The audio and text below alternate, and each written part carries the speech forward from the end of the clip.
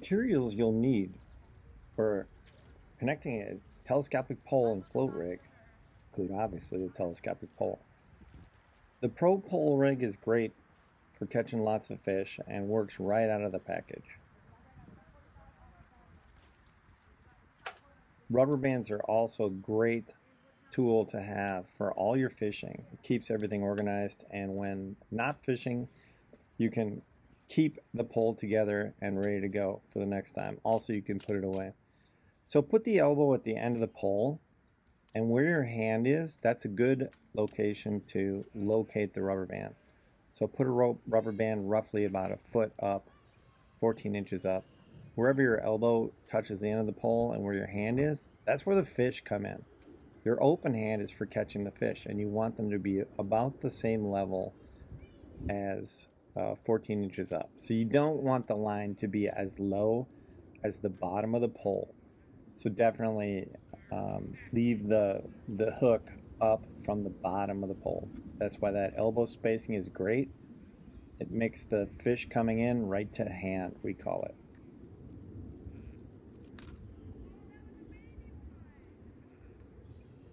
The rubber cap on the end of the pole is good to save. That rubber cap that you take off, don't lose it.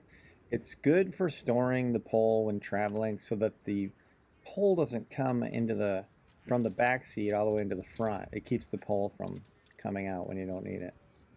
So pull the joints tightly. When you extend the pole, pulling the joints will keep it from collapsing. Pull the clip off the pole rig. Then find the end of the line and start unraveling the line slowly. The float will come off the Pro Pole rig. Unravel the line, and at the base of the float there's a small clear silicone sleeve right at the base. There's 2 sleeves on each Pro pole float. Pull off the sleeve to make it easier for the line to slide through, and then begin sliding the float down and pulling the line through the float. Pull the line out the top of the float and keep pulling the line. We want the float to move all the way down near the weights and towards the bottom of the pole rig. Once you see the weights, move the float all the way down, and once you arrive at the weights and you see the weights and the hook, then you'll want to place that bottom silicone clear sleeve back onto the float stem.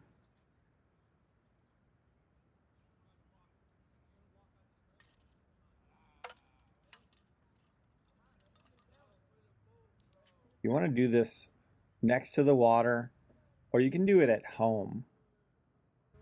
At home, it's a lot easier to see things with better lighting. Once you're at the bottom, put the clear silicone sleeve back on the base of the float. You should have about 1.5 feet of line to the hook.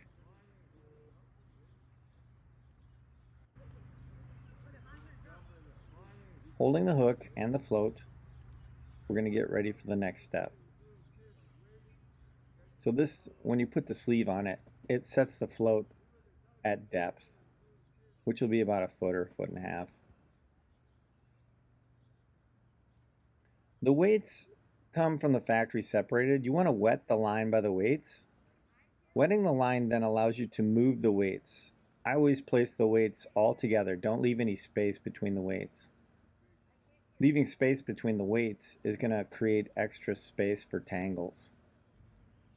Take the hook and hook it into the rubber band that you placed on the pole. Then stretch your line out. Stretch the line all the way to the pole tip. That gives you your length. What kind of fish you catch here? Carp, catfish, bluegill, some crappie, shiners, bullhead. There's a lot of stuff, yeah.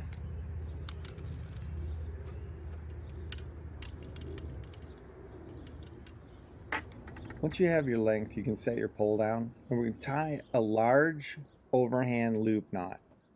You need to leave the loop knot about 5 inches wide. So we're going to tie a big overhand loop knot.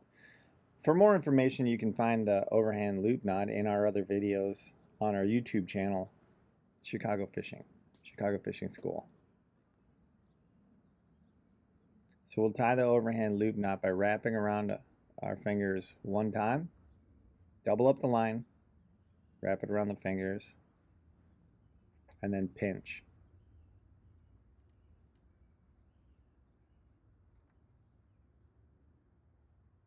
See the knot video, obviously, for a reference. I use the overhand loop a lot. Up at the top, you can find our overhand loop video off of the side. So carefully trim the extra line. You definitely want to avoid trimming the line that goes to your hook. Made that mistake many times. So make sure you trim the line that's extra, not the main line. So you'll want to ravel up the loose extra line that you just trimmed up. Ravel it up on your hand, gather it up, and it can be very long. You can save this line, but once it's coiled onto your hand like that, I always take a scissor and I'll cut the line several times. And this is good for disposing of the line.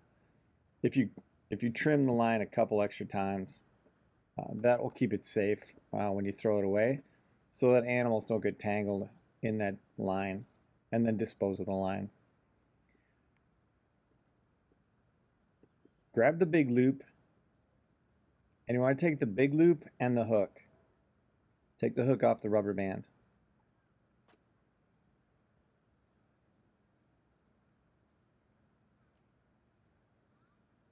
So once you have the big loop and the hook combined in the same spot, we're going to take that loop through the pole eye at the end of the pole. So here I am going to the end of the pole. Put the loop or a tag end of line through the end of the eye on the pole as shown here.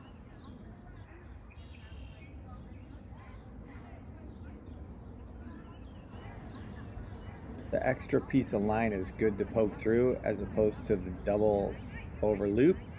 You can pull that extra piece of line through quickly and then pull the loop through. So we have this big loop and it's through the eye of the pole.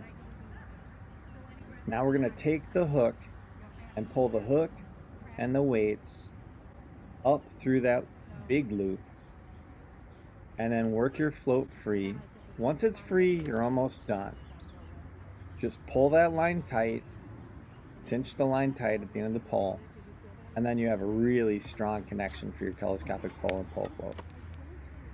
Once it's pulled tight, then you can either get ready to fish, or if you're at home, you can put the hook on the winder and you can store the rig.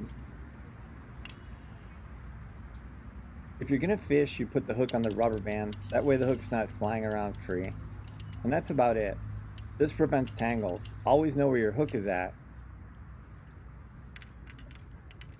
But if you're going to pack up for the end of the day, take your rig keeper, put the hook on the round bar, sort of towards the top. Place the hook on the round bar.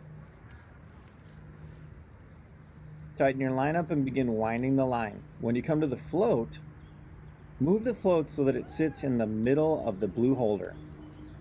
So moving the float into the middle of the blue holder will protect your float. Continue wrapping the line on the outside of the float. Once you have your line all wrapped up after a couple of wraps, you can store this by now collapsing the pole. We're going to pull down on the joints. Press the joints with your fingers so you can tap the pole on the cap at the bottom. Still in there. Grab the second joint. Once the pole's collapsed, you can get your handy dandy rubber band There you go. and put it around the holder. The rubber band holds that, Boom. the holder and the pole and the float all together in one piece for traveling. That's it. Get ready to catch a lot of fish. There is no better way to fish than using a telescopic pole. I recommend improving the hooks. Owner mosquito hooks are fantastic. Size 14 is a great all-around hook. Change out the hooks from the factory hooks and you'll catch a lot more fish. They're more sharp and they're better for the bait. Carry a spare pro float rig. In case of tangles, it's always good to either have at least a spare rig or an additional telescopic pole. Let's go fishing.